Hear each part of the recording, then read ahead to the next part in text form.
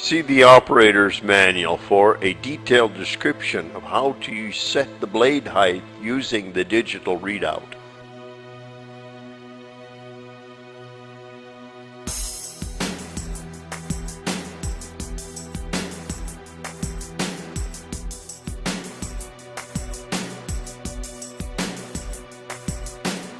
Use the yellow buttons to control the upper blade height.